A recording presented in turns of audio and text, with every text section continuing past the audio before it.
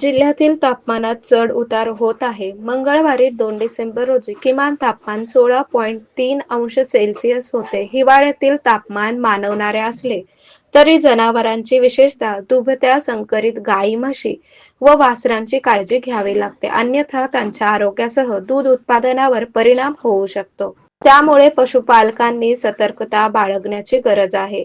जास्त थंड वातावरणात जनावरांच्या हृदयाची आणि श्वासोश्वासासाठीची गती वाढलेली असते. वाढलेल्या रक्तभिसरणाद्वारे जनावरे स्वतःचा थंडीपासून बचाव करतात. मात्र वाढत्या थंडीमुळे गाई म्हशींचे शरीर सड किंवा इतर लहान भागांना तडे जातात. त्यामुळे जखमा होऊन त्याचा परिणाम उत्पादनावर होतो. जखमा होऊ नयेत व झाल्यास लवकर बऱ्या होण्यासाठी खाद्यामध्ये चिलिटेड झिंक आणि बायोटेक्नियुक्त खनिज मिश्रणाचा समावेश करावा. ग्लिसरीन, पोव्हिडॉन, आयोडीन आणि पाणी यांचे समप्रमाणात मिश्रण करून दूध काढण्या अगोदर थंड पाण्याऐवजी कोमट पाण्याने कास धुवावी. तसेच गोठ्यात ओलावा, चिखल असल्यास खुरांच्या समस्या दिसतात. गोठ्याची जमीन जास्त लसरडी असल्यास खुरे निसटू शकतात, त्यामुळे इजा होते. ओलाव्यामुळे खुरांच्या 2 नखांमधील जागेत जखम होते. त्याचा विपरीत परिणाम दूध उत्पादनावर होतो. त्यामुळे खुरांकडे लक्ष द्यावे.